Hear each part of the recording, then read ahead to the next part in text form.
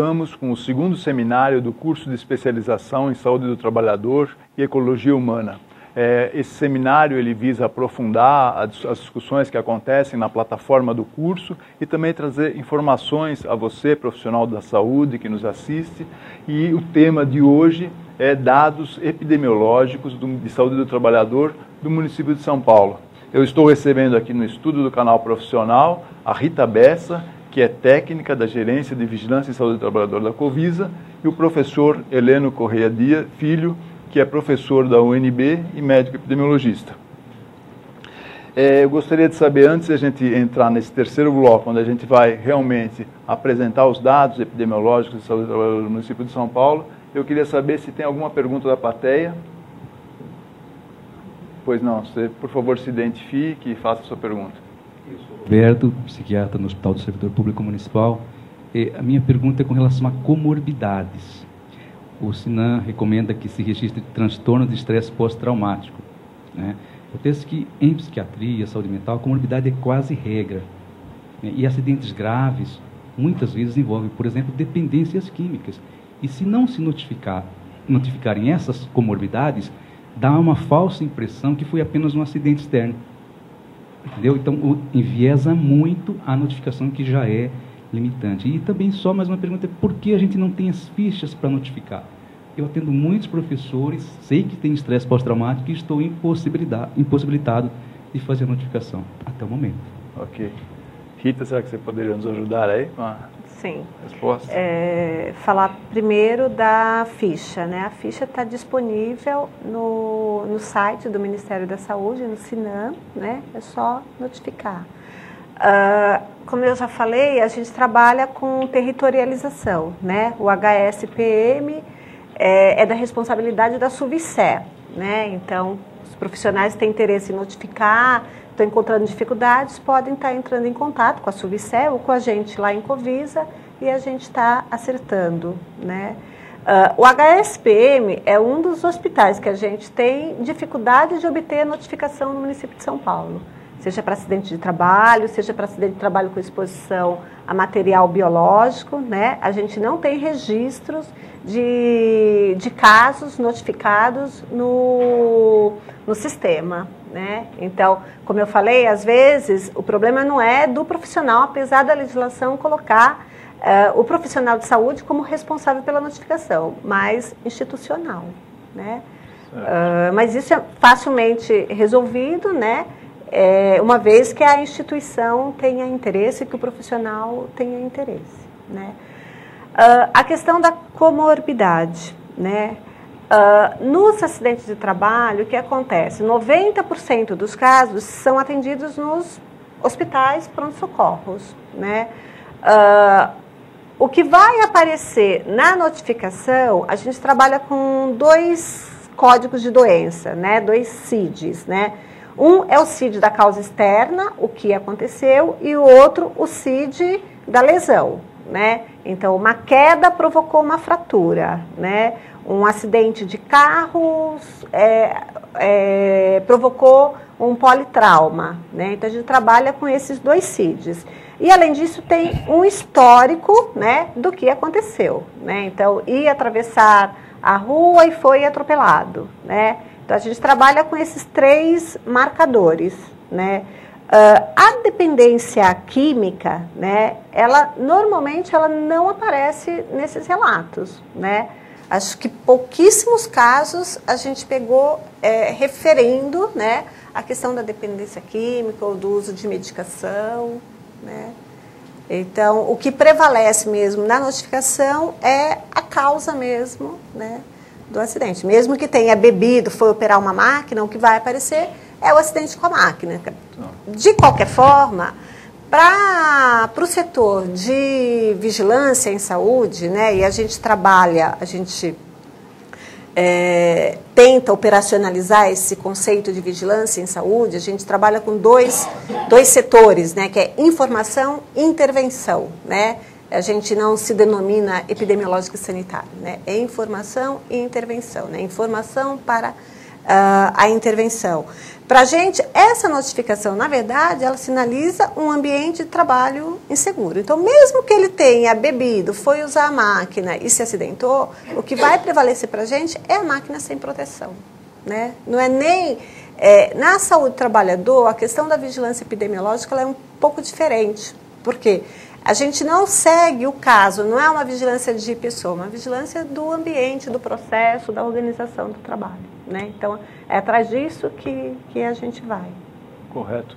E Rita, então a gente poderia agora entrar nos dados epidemiológicos do município de São Paulo. Acho que o telespectador, os alunos do curso, o profissional da rede que nos assiste, está interessado, está acho que nesse ponto já querendo saber, né, de nós qual que é o perfil, né, como é que está a saúde do trabalhador no município de São Paulo hoje, né, como adoecem os trabalhadores, né, que trabalham aqui no município de São Paulo, né, como tem sido esses acidentes, como é que eles adoecem. Então você poderia nos dar um panorama aí, o que chama mais a tua atenção com relação a esses dados epidemiológicos que você tem estudado? É interessante essa pergunta porque a gente volta ao começo do seminário, né? Então, assim, esse perfil de acidentes, perfil de adoecimento, ele está relacionado com o que a gente tem de parque, né, produtivo na cidade hoje, né? Então, a gente volta ao perfil econômico dessa cidade, né? Então, assim, nos últimos 20 anos, a gente está transitando, está se desindustrializando, né? São Paulo está se tornando uma cidade de comércio e serviços, né? E isso vai transparecer nos dados que a gente tem de acidente, né?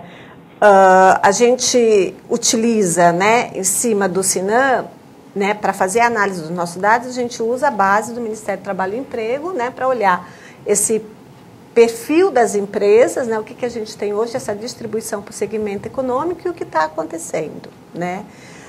A gente tem regiões da cidade que ainda concentram indústrias. Nessas regiões a gente vai concentrar acidentes com máquinas, né, especialmente na Zona Leste, né. O que acontece na Zona Leste? A gente tem empresas pequenas, né, familiares, né, com muitas máquinas sem proteção e acidentes graves, especialmente os ocorrendo com adolescentes, né? Então, adolescentes sofrendo amputação, esmagamento por máquinas sem proteção, né? Na região sudeste, né, e a região sudeste na divisão da saúde ela é bastante longa, ela vai do Jabaquara até Aricanduva, né? Ela concentra ainda um parque industrial, especialmente na região da Moca, do Ipiranga, né? Lá também a gente tem mais acidentes envolvendo máquinas, né? Na cidade, de um modo geral, a gente vai acompanhar um pouco o que acontece. Então, a região centro, a região oeste, que é Ipiranga, Lapa, né, Butantã, a gente vai ter mais serviços, mais comércio, né? A gente tem em torno de 20 mil notificações de acidentes ao ano, né? Desses 1.000, normalmente são considerados graves e merecem uma intervenção, né? Essa distribuição, né, dos acidentes graves, ele acontece em todos os setores econômicos, né? Você tem no comércio, você tem em serviço, você tem também na indústria, né?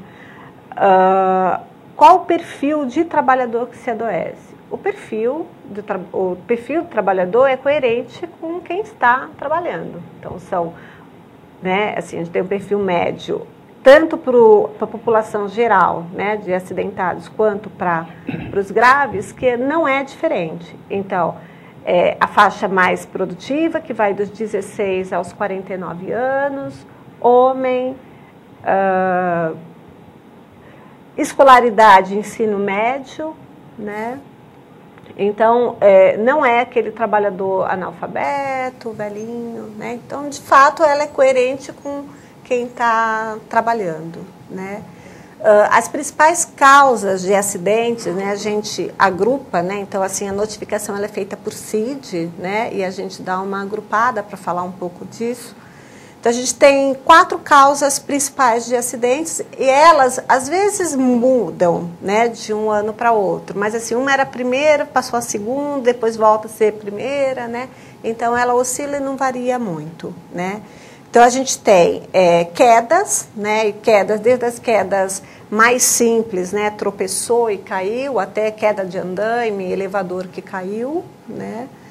A gente tem impacto de objetos, né, então coisas que caíram sobre o trabalhador, em todos os ramos, indústria, comércio, serviços, ou que o trabalhador se chocou, né, contra alguma coisa, prendeu o dedo no portão, prendeu na caçamba do caminhão ao descarregar, e a gente tem os acidentes com máquinas, né. Em quarto lugar, a gente tem aí os acidentes de trânsito, né, então a interferência aí das questões da cidade na questão também do trabalho, né. As questões de trânsito e de violência, a gente não tem uma ação, né, vamos dizer assim, uma ação pontual que a gente possa intervir, né? Quer dizer, essa intervenção ela depende de uma conversa institucional para você ter propostas mesmo mais gerais para a população inteira também, né? Com foco na saúde do trabalhador, né? Bom, a gente até brinca, né? Então as pessoas ainda trabalham com as mãos, né? Então as principais lesões acontecem nos membros superiores, né? Mas a gente também tem casos, por exemplo, de amputação de pé, né? Seja em máquina, seja em esmagamento provocado por impacto de objetos, né? Então, um pouco o perfil dos acidentes de trabalho. Os acidentes de trabalho com material biológico é até interessante porque é outro universo, né? Então, assim, 80% é profissional de saúde, 80% é do sexo feminino, né? E entre os acidentes com material biológico, o que acontece? Quais são as principais causas, né? Reencape de agulha, que é proibido pela NR32, ainda temos unidades de saúde fazendo reencape de agulha, e descarte inadequado, né? Seja deixar material contaminado no lençol, depois de uma cirurgia, junta tudo ali, seja material que vai para a enfermaria, ou mesmo as caixinhas de descarte que vão até acima do limite e acabam acidentando os trabalhadores, né?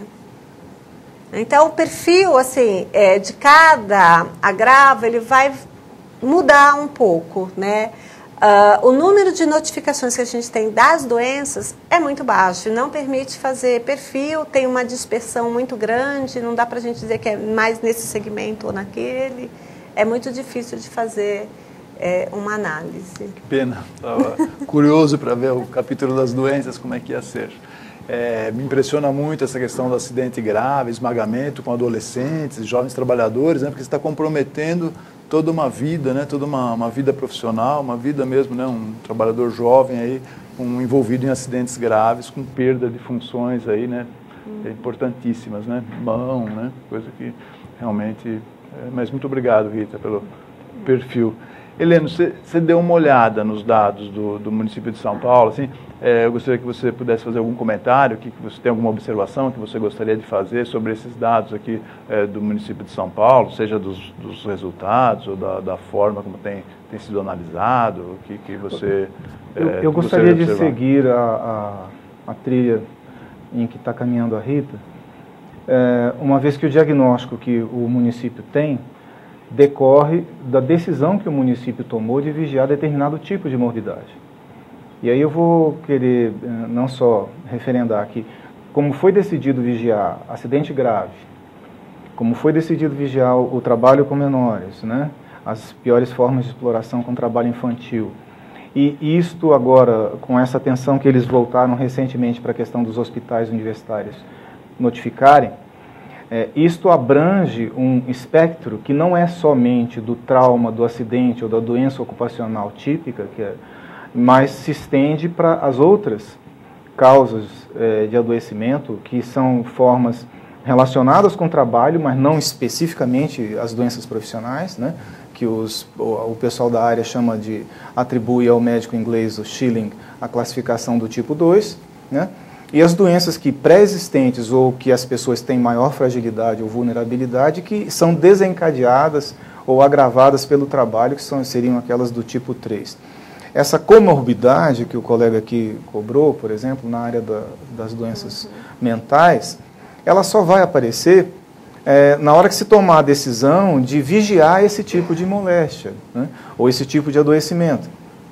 Você vai encontrar, mesmo se for no mercado formal de trabalho, e que não é uma preocupação hoje do município, porque ele não daria conta de fazer isso, né? Se você se propõe a uma tarefa que você não consegue executar, você está sangrando a rede, né? Não se pode ir tomar uma decisão dessa e correr atrás do impossível. Mas, olhando para os dados da Previdência Social, que tem apenas um registro de um código de doença, ali aparece não necessariamente o acidente do trabalho, a doença típica profissional, mas aparece o estresse pós-traumático, aparece a depressão, aparece a dependência química, como causa de afastamento do trabalhador, com frequência, gravidade e custo.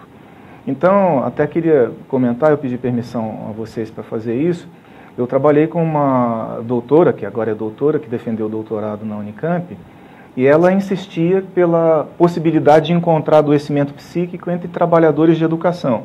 E no campo formal brasileiro, os trabalhadores que aparecem registrados e contribuindo para a Previdência Social são predominantemente os trabalhadores do mercado privado, em que predominam também o sexo feminino. E quando fala trabalhador de educação, não necessariamente é professor, é o trabalhador do ramo educacional. E ela vinha com toda aquela força do estudante de doutorado, né, do pesquisador, que diz, olha, eu estou convencido de que, de acordo com o nexo técnico epidemiológico, ela pegava o livrinho, abria, estava lá o risco, esse pessoal tem sofrimento psíquico, adoecimento psíquico é o grande problema nesse setor. E qual não foi a surpresa dela ao pegar todos os dados nacionais de trabalhadores de educação e compará-los com os dos metalúrgicos, em que ela disse assim, é lógico, os metalúrgicos vão ter doenças osteomusculares, lesões de esforços repetitivos, estava tudo de ponta cabeça.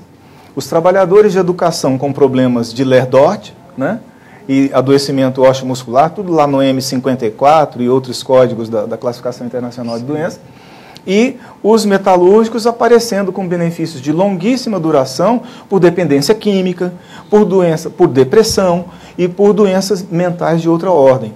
E aí dizia, o que eu faço com isso agora? Eu digo, bom, isso é o mundo real, né? O mundo real, você achava que os trabalhadores de educação são, sim, vulneráveis, têm problemas de adoecimento psíquico, mas estão aparecendo aí com problemas osteomusculares. Isso é o que está acontecendo no mundo real.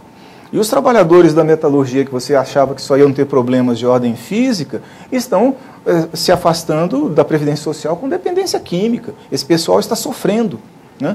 Então aí aparece a questão da comorbidade. Se ninguém for atrás e ninguém investigar com o marcador, que é o conceito que vocês estão desenvolvendo aqui, nós estaremos correndo atrás de fantasmas, que são nossos preconceitos. Perdão, eu bati aqui no microfone.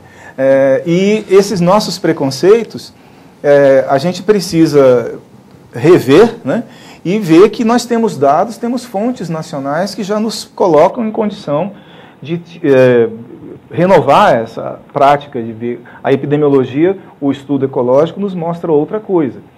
Decepcionou muito ela, porque ela queria realmente encontrar o que ela buscava, né? Mas agora ela tem um novo problema, né, que é estruturar a proposta de atenção adequada para o que os metalúrgicos estão sofrendo. E provavelmente, agora se pode tentar arranjar explicações para isso, eles estão sob ameaça de contração do setor industrial, estão sofrendo ameaça de desemprego, estão sendo colocados em layoff. Esse pessoal tem que estar com uma tensão psíquica muito forte, um sofrimento, né? E o fato de encontrar entre eles um maior risco de dependência química não é por acaso. Então, certamente, qualquer psiquiatra, qualquer especialista na área vai dizer, está vendo? É a comorbidade que ninguém está procurando, né? Mas ela está aí para ser identificada, localizada. Então, vamos localizar os setores onde tem indústrias que estão empregando intensiva mão de obra de metalúrgicos.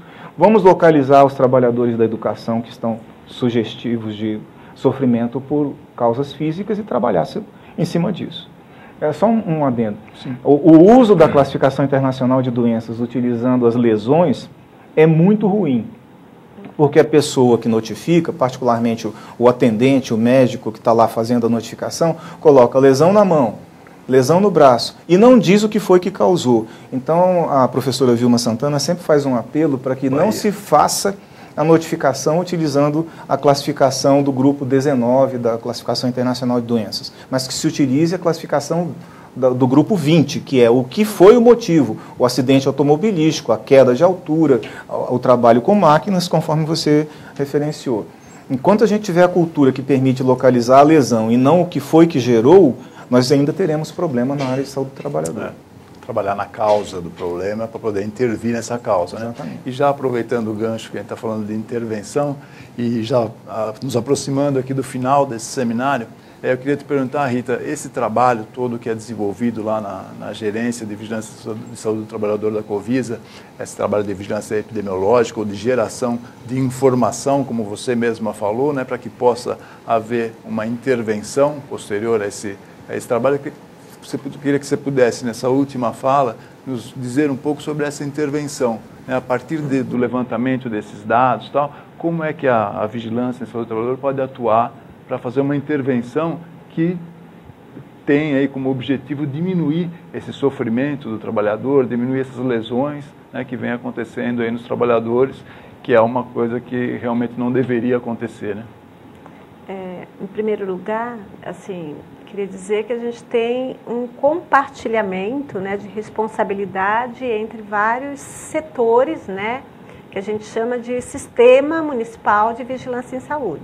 Né? Então, é a gerência coordenando, mas a gente conta, né, nessa tarefa com as SUFs, especialmente na produção da informação, né, no gerenciamento dessa rede de notificação, coleta, produção, qualidade, né? E a gente conta com os centros de referência em saúde do trabalhador também, né, como integrante do Sistema Municipal de Vigilância de Saúde do Trabalhador nas intervenções. Né? Então, a gente faz um trabalho de gerenciar, né, essa rede, de padronizar condutas,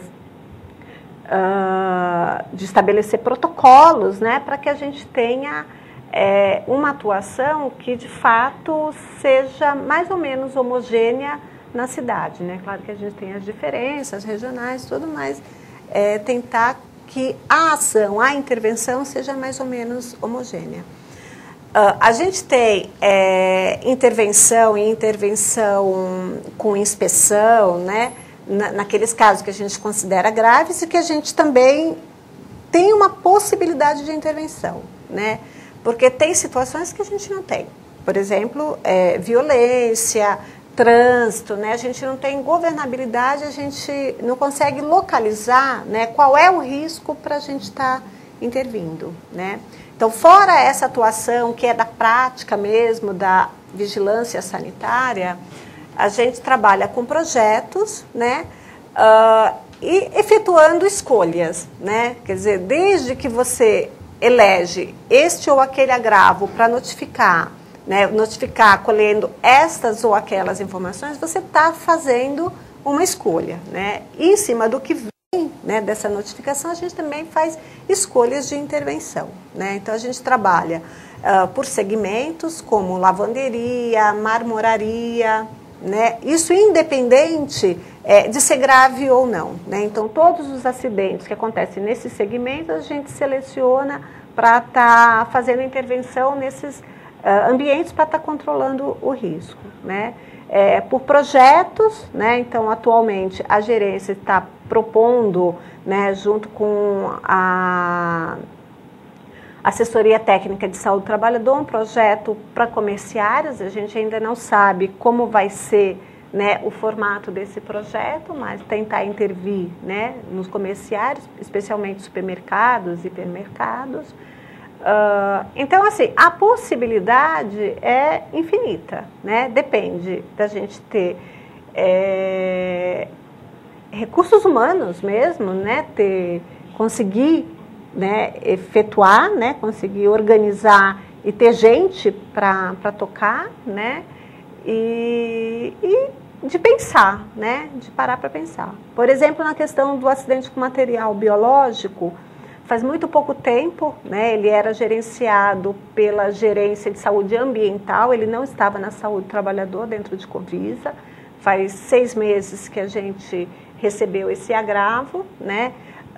Antes, o que era vigiado era se houve ou não a soroconversão, né? E o que a gente decidiu nesse momento vigiar, né, do acidente de trabalho com material biológico é exposição de menores de 18 anos, então é proibido, né, adolescentes com menos de 18 anos ter contato com material biológico, então todos os casos a gente está considerando grave, né, para uma intervenção. A questão da vacinação de hepatite B em profissionais de saúde, a gente tem encontrado profissionais de saúde que não tinham, né, a vacinação em dia, e a questão que é um pouco mais complicada, que é do reencape de agulhas, porque assim, muitos dos acidentes acontecem também na rede de saúde municipal, e a gente sabe que os contratos aí de compra, eles são um pouco difíceis da gente tá intervindo, né? Então, assim, são escolhas que a gente vai fazendo, faz um ano, deu certo, não deu, volta, apareceu outro, né? Então, continuamente a gente está olhando para esses dados e vendo o que ele está nos mostrando, né, e procurando formas de estar intervindo. Realmente uma ferramenta importantíssima para nortear as ações aí da vigilância em saúde do trabalhador. Infelizmente, estamos já com 24 minutos, nosso tempo já estourou, então a gente vai partir para o encerramento. Eu queria agradecer imensamente a vocês dois, Rita Bessa, professor Heleno, que vieram aqui já há algum tempo que a gente está conversando sobre esse seminário e tal. Agradecer aí a brilhante participação de vocês dois nesse seminário. Quero agradecer também a você, trabalhador da saúde, ao pessoal da plateia que veio aqui nos prestigiar e participar desse segundo seminário do curso de especialização em saúde do trabalhador e ecologia humana.